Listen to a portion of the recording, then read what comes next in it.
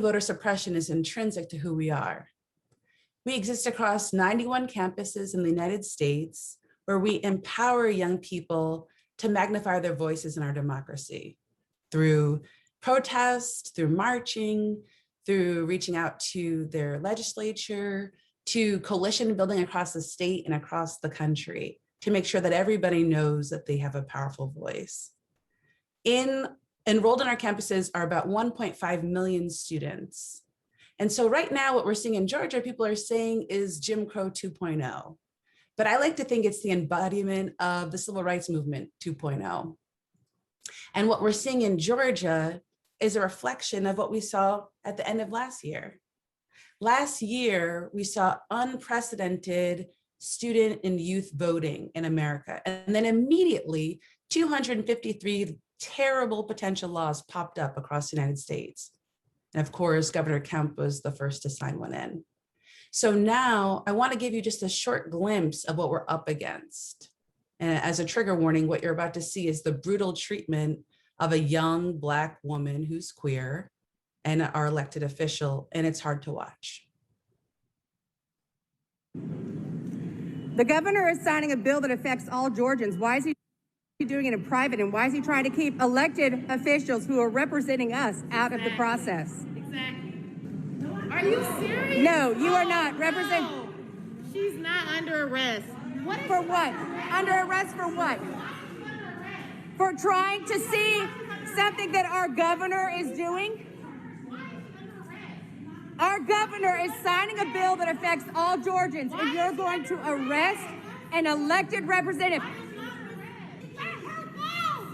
Why are you arresting her? Tell us now. Why are you arresting her? Cite it.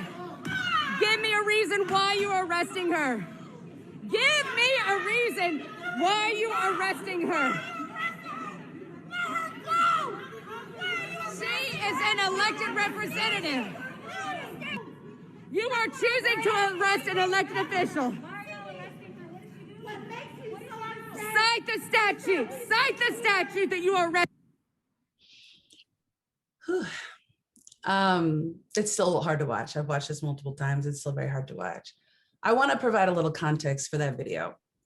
So what you're seeing when we have the split screen, what you saw on the left was Governor Kemp citing this law, essentially surrounded by all white men, sitting in front of a picture of a slave plantation. And that's a huge juxtaposition with this young woman getting ripped out of the Capitol. And I want to provide some further context. So when I was at Spelman, I was kept from voting through the ultimate voter suppression. And then the Secretary of State recruited me to come work for her. So for 2 years, I worked in that exact building. And I can give you just a glimpse of what it felt like to be in that building. The majority of the Black people in the building were service providers, janitors, secretaries, and the majority of the white people had all the power and all the guns. And it was a beautiful building, dripped in gold, with relics of slavery on every single wall. And the thing that really struck me was that it was always quiet in the building.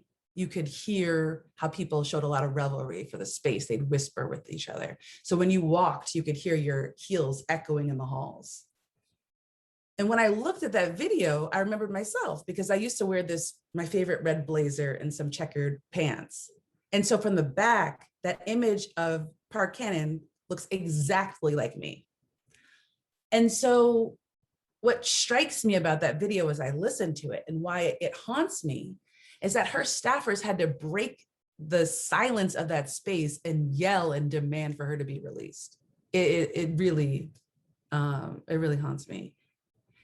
Park Cannon is not a stranger to AGF. For the last 2 years, she has spoken at our National Training Summit for the ambassadors, training them on how to make sure that their voices are heard in our democracy. And so this hurts. I want to introduce Waboy Gathero, who is our senior program manager and movement strategist, so she can kind of anchor what this means right now for our students. Students are worn down, most especially our Georgia students. Following a record-breaking 2020, where young Georgia voters literally determined the fate of our democracy, and then having to witness Representative Park Cannon be unlawfully arrested and seized, simply for questioning why Governor Kemp is signing voter suppression laws akin to Jim Crow, essentially, into place, yes, spirits are definitely low. And for a moment, I kind of want to paint the picture of what it's like to be a young Georgia student civic leader today. First, they had to organize their butts off in the fall to make sure that young people's voices were only heard at the polls. They had to do that organizing on a completely virtual scale in a way that has never been done before because of COVID-19. Also, don't forget they're students, so they had to completely shift to virtual learning, which has major repercussions on their academics, how they live, and of course their mental well-being. Then in the beginning of this year, they witnessed a racist coup attempt in the Capitol. They had to organize again in the beginning of this year for the Senate runoff elections. And then, of course, they witnessed Representative Park Cannon's arrest last week. Mind you, Representative Kemp is someone that many of these students know personally, and they've spoken to because they met her at our conference just last year. So what do we do? Well, here at AGF, and specifically the programs team that works directly with students, organizing and strategizing with them on how to make their voices heard, and not only the ballots, but also to the representatives that are sworn to protect and listen to them. It's important that we show that these voter suppression tactics wouldn't be in place if their voices weren't so important. In order to do that, we need to make sure that we are bringing together intentional spaces of student leaders, which is exactly what we did. We are using the momentum that we gained from the Senate runoff election, where we convened a total of 9 Georgia schools, including Georgia State University, Spelman College, Morehouse College, Clark Atlanta University, Kennesaw University, and Albany State University. And they're all being convened and led by Gabrielle Slaughter, who is a Georgia native who's lived here her entire life. Many of the institutions that I just mentioned are also historically Black colleges or universities, also known as HBCUs. And what's really important about having those HBCUs be a part of this space is that they are directly telling us how these laws are affecting Black communities and Black students in particular.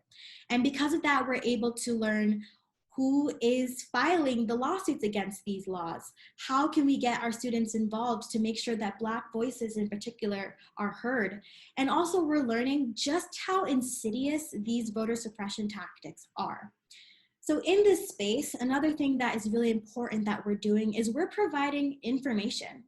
It's so confusing, and I live here in Georgia and I work in the civic engagement voter suppression space. And I am confused as to how many laws have been introduced trying to suppress Georgia voters. And so something that I always mention to students and remind them is that voter confusion is a form of voter suppression. And so in this space, we're able to provide clarity as to what's happening, where these bills are going, what these bills are trying to do.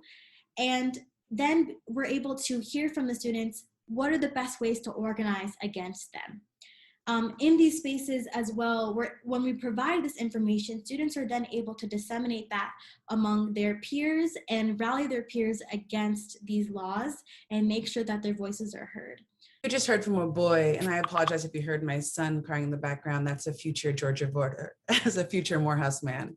But you heard from a boy talking about our efforts on the ground and what it means for our college students. You have to keep in mind that what Governor Kemp was signing, he was literally criminalizing the tactics that those students were taught by us to employ to motivate students to vote, including providing water, which it's outrageous. So we have 7 campuses across the state of Georgia. We're actually in the process of bringing on 3 new campuses across the north and the south to continue to bolster our coalition across the state of Georgia. I want to introduce our Director of Programming, Stephanie Powell, who will talk a little bit more about our efforts across the entire country. The emergence of Jim Crow 2.0 in Georgia last week is not isolated. It's part of a coordinated attack happening in state legislatures across our country. As of February, 43 states had already introduced or carried more than 250 bills to restrict or limit voting access. While we are fighting attacks in state legislatures, at the federal level, Congress has the opportunity to pass transformative legislation this year that will mark enormous steps forward toward an inclusive democracy. The For the People Act, together with the John Lewis Voting Rights Advancement Act, would effectively dismantle harmful state legislation attacking voting rights. At AGF, we've launched a national campaign to equip and activate our campus network with the information and tools they need to call their senators to support the For the People Act and their congresspeople to support the John Lewis Voting Rights Advancement Act. On April 8th, we've invited our partners at the Brennan Center for Justice to brief AGF students on the importance of this legislation as it relates to state attacks. And on April 14th, we've organized a virtual day of action where AGF ambassadors will call and write their senators, build momentum and attention through social media posts, and text and call their peers to rally them to act. The voices of young people are critical to this fight. Stephanie was saying in the beginning of her video, this isn't just happening in Georgia. This is happening all across the United States. It's a very systematic attack on the efforts that young people showed last year in record number. So what we did in 2020, as what Boy was pointing out, was figure out how to mobilize in light of COVID. And that required us to be flexible, to really lean on our technology and figure out how we could really go deeper with all of the barriers that we were experiencing. I want to introduce Mo Banks, who's our digital marketing manager, to talk about what we did with technology. Hey everybody, I'm Mo Banks, the digital marketing manager here at the Andrew Goodman Foundation. Nobody could have predicted what happened in 2020 due to the COVID-19 global pandemic. So many of us had to switch what we were doing in person to online, which seemed really scary at first until we realized that online is where young people thrive. So AGF took this opportunity to really meet young people where they were at. We were able to send people to the AGF website to register to vote, to check their voter registration deadlines, and even request absentee ballots, which was one of the most popular ways that young people voted in the 2020 presidential election and the Georgia runoff. But we didn't stop there. We also were able to text people on their phones and educate people through our social media pages like Facebook, Instagram, and Twitter. There were so many changes happening in 2020 that it was important that people stay informed and engaged. All of these online and digital tools that we utilized helped to create one of the biggest youth voter turnout rates in history. We were so proud of all the work that we did in 2020 that we're taking some of those same strategies into 2021, but we're not stopping there. We know that part of staying civically engaged in between elections is holding our elected officials accountable, which is why AGF is also utilizing an online tool where we can send people to our website, they type in their address, and they get in contact directly with their elected officials. This has been really helpful because of the massive amounts of voter suppression bills that are trying to be passed in the states right now. Young people are still able to use their voice and make a difference. AGF is also hiring a senior digital engagement strategist who will come in and amplify everything we've already been doing. They're going to help create customized plans for each state and each campus team to help leverage even more wins and combat all of these voter suppression laws on a state level. We couldn't be more thrilled to have this new hire. Thank you so much, and I'm so proud of all the work that AGF has been doing. Thank you so much, Mo. I'm Maxim Thorne, the Managing Director of the Andrew Goodman Foundation. And I'm so thrilled that all of you are joining us this morning. We apologize that we had to change the Zoom ID, but that was for security reasons. You've heard from Alex. A lot of our fight is personal. It really is. And I know that this week is captured right now by the trial of Derek Chauvin. And that is connected to the work that we're doing. The violence, because it really was violence, that Alex addressed, that was faced by Representative Park Cannon, is connected in the continuum of the violence that leads to the kind of hate of AAPI folks that we're seeing across the country. and part of the whole system that is terrorizing people, whether it's the insurrection and the attempted coup that Boy referenced, um, and whether it is the attacks that we're seeing in every state like Georgia, the monstrosity of a law that we haven't seen not in a generation, but in generations, the attempt to basically smother Black people, brown people, and young people's participation in our democracy. It's a sure way to kill our democracy, because when you think about it, how does democracy reproduce itself? It is by making sure that its inheritors, young people, take ownership of protecting and enhancing and making democracy real and vital and a desire in people's hearts.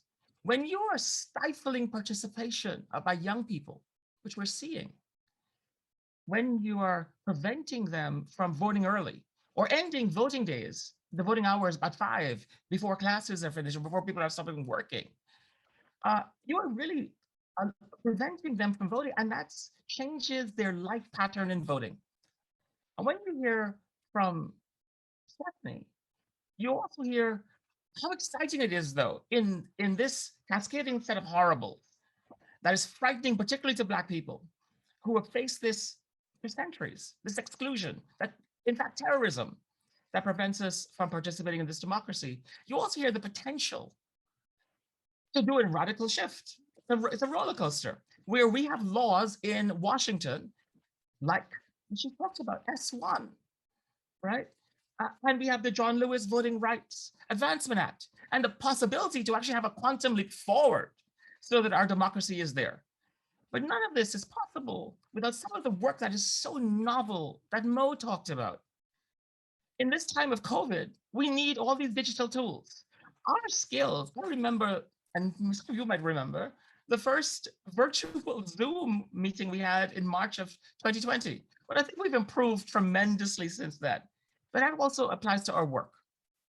And none of this would have been possible without you, Because you guys are not only parts of our American democracy, you are activists yourself. And even as a donor, you are donor activists.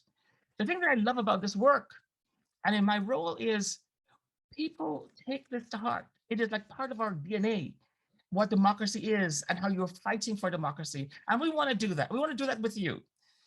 And I say this with a sense of urgency because for some people, they think this is an off year. This is so not an off year. Georgia, if I want to reference the murder trial, is the knee on the neck of our democracy. It is snuffing out the life of the future if you're blocking so many people, swaths of people, brown and Black people and young people from participating. And so I'm asking you to, this year of all years, seriously, to invest, double down. Alex said earlier, and it's a brilliant frame. If we did everything that we did that turned out young people in 2020 and the Georgia runoffs under the new laws in Georgia that is sweeping like a virus across the country, the result would be entirely different. Let's be clear.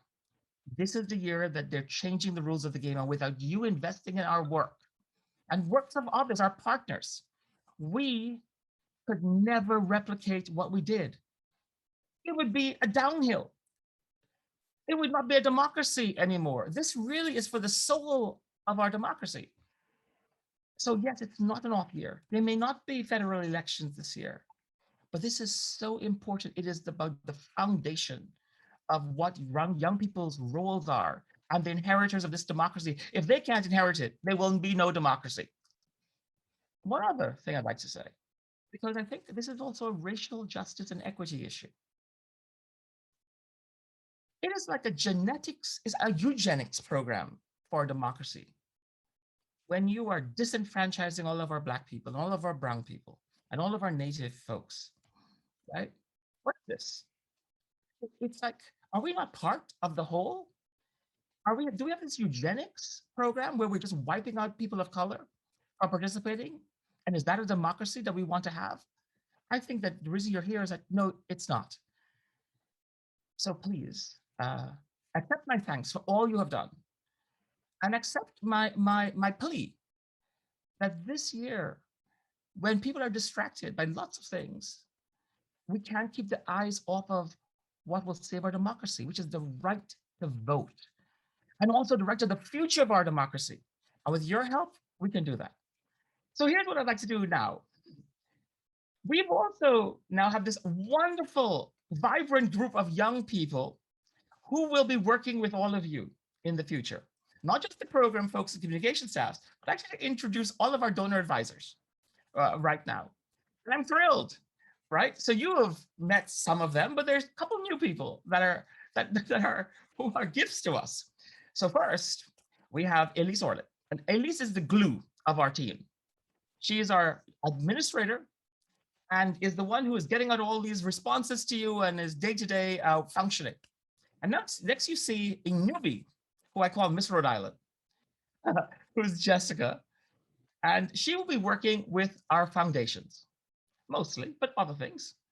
And then you see another one of our dream team. She named us that, by the way, I didn't, which is Nasheen.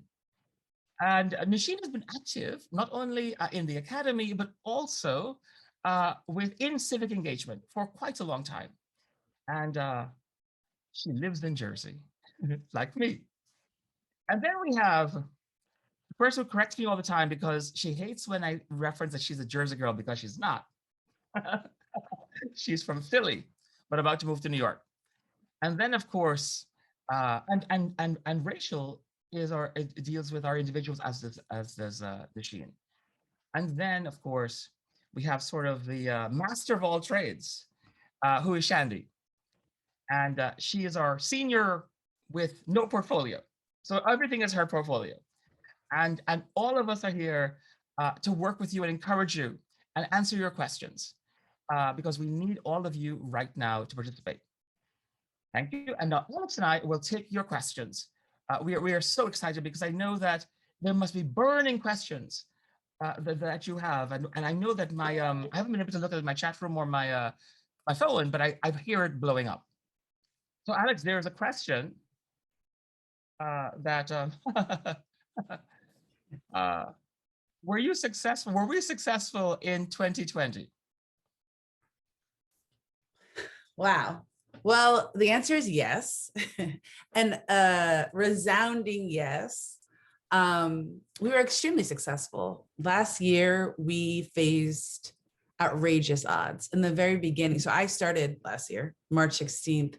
And when I arrived, there was a lot of question about whether we'd be able to be funded, if our donors would continue funding us. There was a question about whether schools would open at all. You remember last year with COVID, it was just a really confusing time for nonprofits, for schools, for students. And then as we were barreling toward the election, students were really trying to find their place. They were wondering, okay, what about my housing? What about my employment? Is school going to open or not?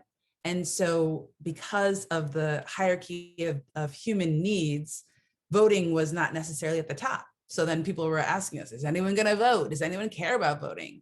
And everyone was saying, no, students aren't going to vote. They don't care about it. They only want to protest. And so when we were doing this work, it wasn't just about registering people. Of course we did, but it was about talking to students and hearing about their concerns and then addressing them. When they would say, does my voice even count? Does this matter? We'd say, absolutely does. Let's explain why. If you really care about George Floyd, then you should really vote, because all of these elections matter. It's not just the president, it's the Secretary of State, it's the Attorney General, it's the mayor, it's the everybody. And helping them just kind of make those connections was really key. And then of course we had to really get out the vote. And then because we're voting by mail, as Roy was talking about and Mo was talking about, there were all these issues with the digital components. We had to really digitally organize. And then we had to teach people how to vote by mail.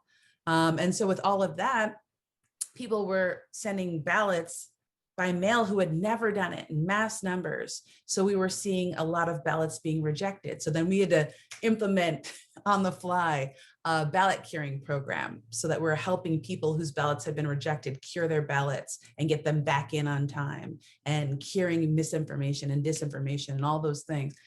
And then of course, we had the victory. And I always say, of the election, the real victor were students and young people. Young people voted in mass numbers against all odds, the most transient of us all.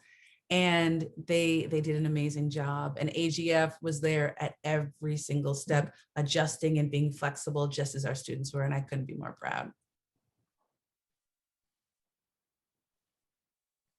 Christina, Any other questions? do you have questions? Where do I send a donation? I see that in the chat. Max and Alex. This is Stephanie. I received a message by chat.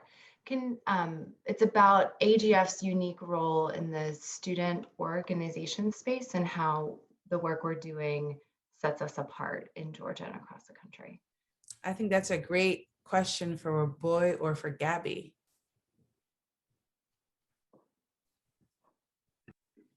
Yeah, thank you for the question. There's a lot of things that we do that's really different. One would be that we provide direct service to the students on a weekly, sometimes bi-weekly basis on how to organize best in their communities from our program manager. So Gabrielle Slaughter, who is somewhere here that I can't see her, wave Gabby if you can. She is a Georgia native and an HBCU alum, historically Black college university alum. So she knows not only what it's like to live in Georgia, she's been here her entire life, but she also knows what it's like to be an HBCU student. And she was also an AGF ambassador at Spelman herself. So she has all of these incredible layers that allow her to know what it's like to organize directly on campus, and now is providing that service to students. On top of that, we provide a lot of activism and advocacy opportunities for students. For example, there have been many times where lawsuits have been filed, particularly in Bard College in New York, but there have been some few filed here in Georgia that we're looking to get involved in, where the student voices and opinions have not been a part of the conversation. And we've been able to raise that and allow our students to particularly have a say in those advocacy and law-related fights. So that is something that no other organization is doing in a very poignant way. And is one of the strongest reasons why students want to become AGF ambassadors. And then on top of that, our legacy story. All of our work goes back to Andy, James Earl, and Michael. It all goes back to them, and our students really resonate with that story because they see themselves in our founder.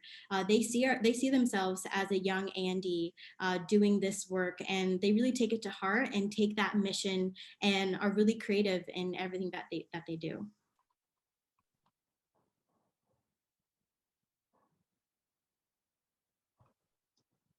I have a question about, are we replicating any of the interventions last year? Well, actually, we're taking them a step further. So if you remember, last year we saw the extra burdens that were being placed on youth of color, particularly youth of color that were attending historically Black colleges and universities. That is now a permanent part. And I have to thank some people like Leah Nancy Keith, who really helped us fund, and because we had such a gap because of these additional expenses to our budget to make these things work. And now we plan to make those things permanent. And we were right, obviously, because without youth of color turnout last year, the country would look quite different today.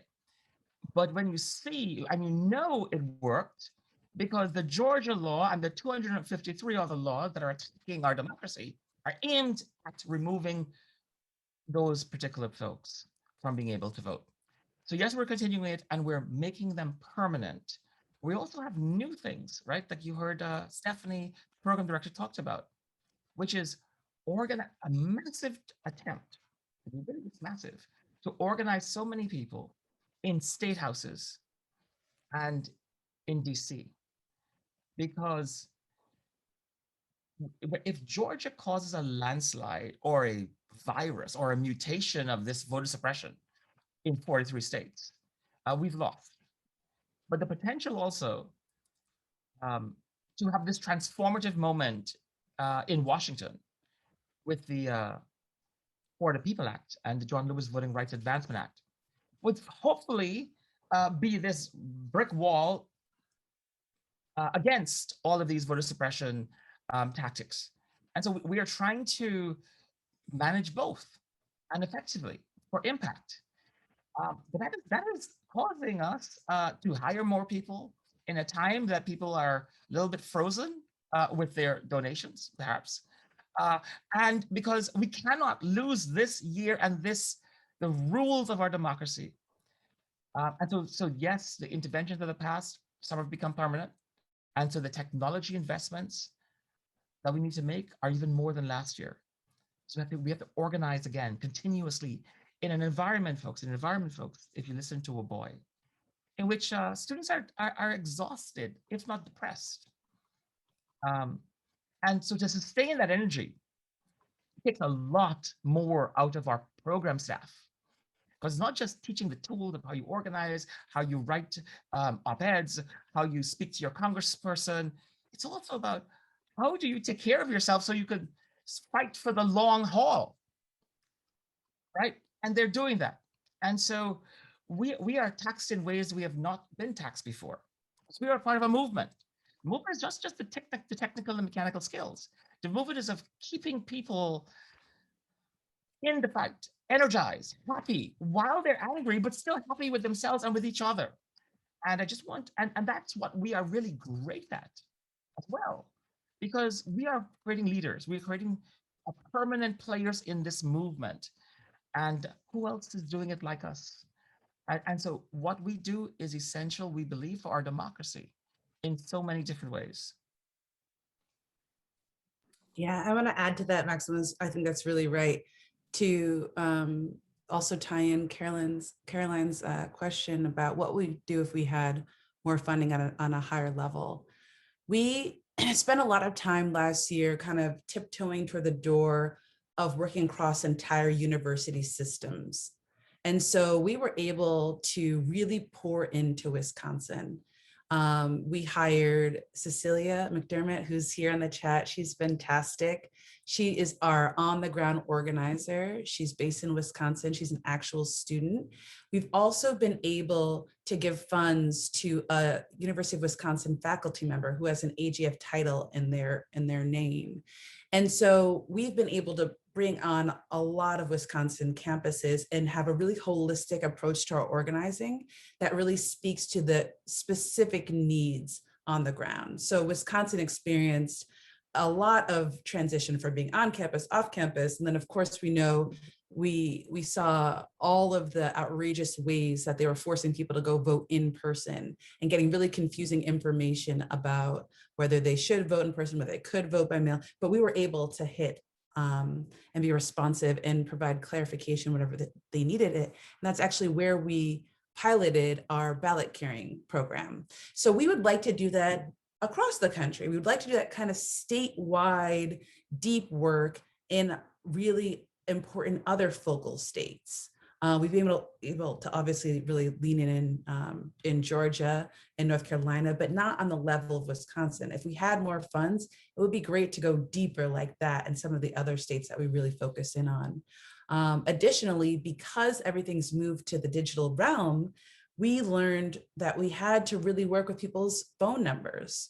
And I'd love for Justina to speak a bit about that, but we were able to purchase the numbers of all registered Georgia voters. We also wanted to speak to Georgia voter eligible people who were not yet registered, because we wanted to see what could we say that would kind of change them into voters.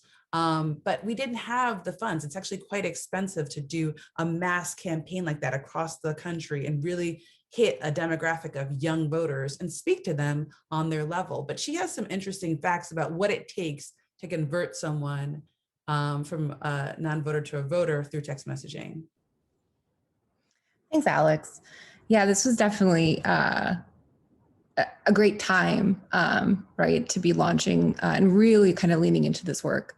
But I think I would be remiss without saying that last year was just so exhausting and unpredictable. In addition to our program staff, our students, and some of the sentiments you've already heard, it was like rapid response every few days. There was a new crisis that we had to address.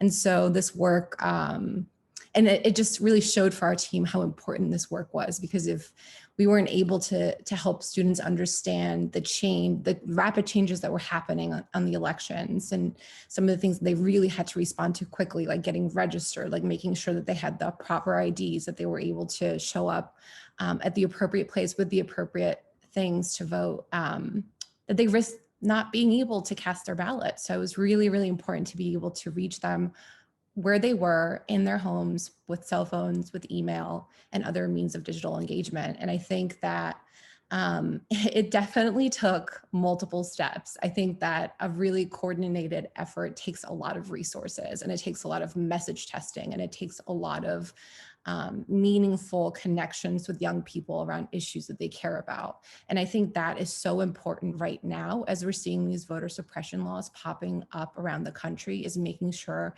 that our students are aware of what's happening and how these laws are going to affect their vote.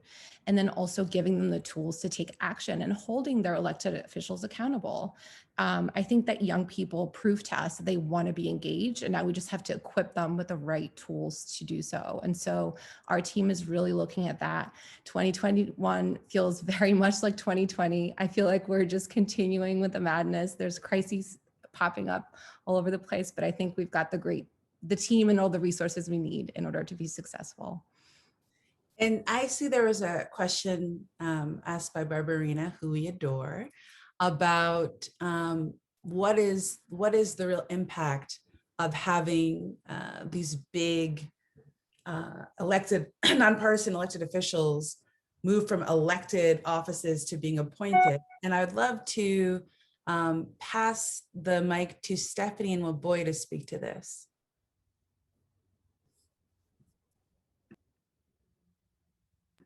You're on mute, Stephanie.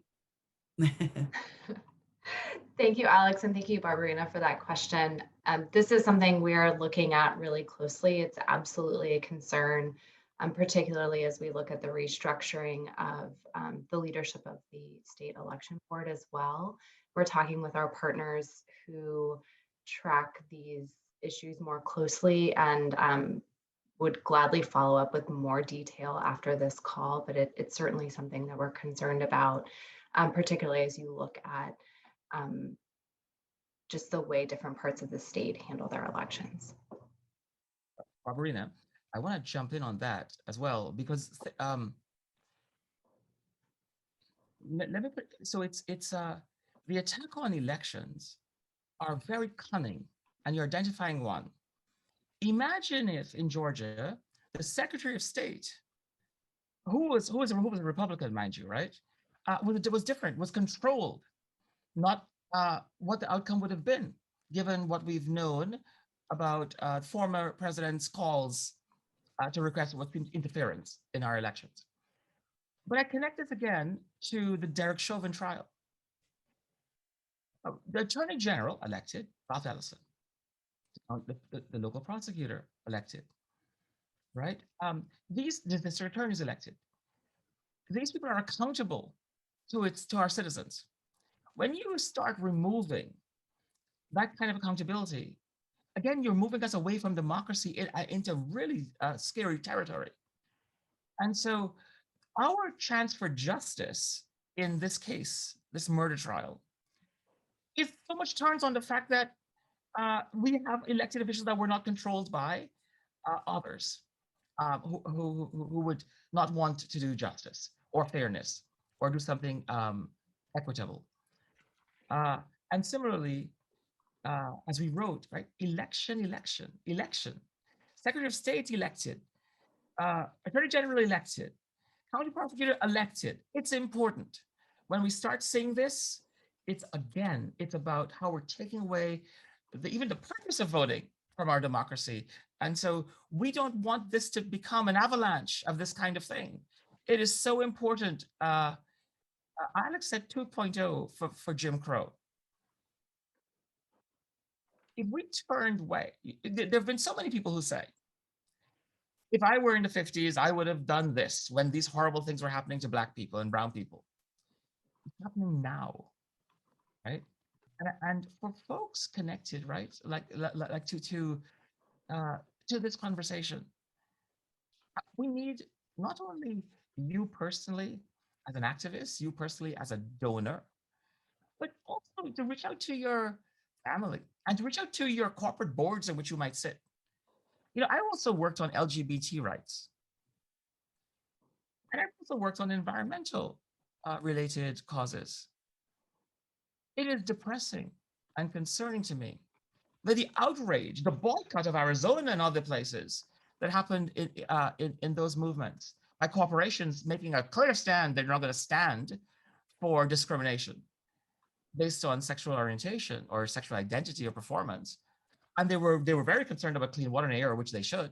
But suddenly it's like crickets. You have access to boardrooms that we don't, and friends that we don't necessarily. You need to, it is shocking to me, who've been in so many different movements, not to see the corporate response and outrage. Just yesterday, a friend of mine is celebrating all he has done for All Out on Wall Street. That Goldman Sachs was involved, and Citibank was involved, and Home Depot, I mean, you name it, they were all involved, and all of a sudden it's crickets. We're calling on you to speak through those walls and in those bedrooms and in those doors and boardrooms to make a change, because any one thing isn't going to work. We all have to be part of the solution. Maxim, I want to anchor something, because I want to answer Barbara's question like really directly, because I think it's really important. Think about Stacey Abrams and her bid for governor. With our literal, Kemp was the Secretary of State. He was supposed to keep that election free and fair. That was the most outrageous conflict of interest you could possibly see. He said, nope, it was a perfect election and I'll take that. And look where we are now. That type of block of power is outrageous. These types of positions need to be elected. The people need to decide. Georgia is one of the most racially segregated states you're going to find. And not even just racially segregated, socioeconomically segregated. So if you don't let the people pick who they want to have in power in these really important positions, then you see what type of terrible result we get. So as Maxim was saying earlier, secretaries of state have a really wide range of power. They decide everything from your flag, literally the Confederate flag, to decisions about small businesses, especially in Georgia. That's barbers, and they just decide so much. And then attorney generals look at what's happening right now with the George Floyd case and with Breonna Taylor. And then, of course, prosecutors, which are often elected, same thing. We're talking about a country, the United States, where the majority of our prosecutors are white men. So these types of appointed positions can be so, so dangerous. And I know you care a lot about that. We all care a lot about it. We want the people's voices to be heard. And the campaigns that we're launching right now to AGF, which Mo talked about, let the people decide, essentially. We want our elected officials to respect our votes. So we're doing all of these really targeted campaigns. And even now it's happening in Georgia and all over the country to force our elected officials to hear the mighty voice of our student power. When we say that we voted, we want you to respect it. And it's really important. I know that we promised to wrap up. But I just want to take a moment to thank some people. Steve Malkinson, you have been such a long-term, from the beginning, investor in our work. And of course, there's so many Michaels, whether it's Michael Peshkin or Michael Parker, all the Michaels. Thank you for your intellectual thoughts in this space, and also your support in so many ways. Marcella, we can't do so much without all the things that you've done with us. And of course, Richard, we hope that you and Pat help us again this year, and Jeffrey, Professor Jeffrey. We need all of you here. I can't call it everyone because time is limited, but of course, Royce and Sarah and Vivian, our media person. There's so many people who help us, and we want to say we appreciate you. And I know you're also exhausted, and I know that you're also fatigued. I'm drained. And we want to give you energy too, so that we can all maintain ourselves and our passion and commitment to this. Do we have one more question? And then I think we need to allow people to go.